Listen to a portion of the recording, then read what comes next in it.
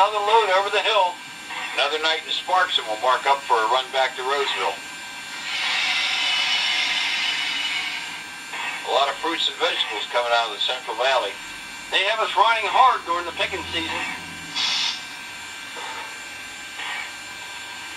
There's a good chance that we can sign up for empty reefers heading west.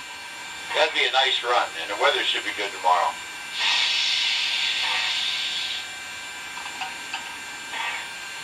Let's hope we are high on the seniority list for tomorrow. You never know who's ahead of you when you come in on an extra. There's our signal to cut loose from the train. Let's go get the caboose, head to the roundhouse, then to the steakhouse. I think a stop at the boarding house is in order before the steakhouse. Good idea.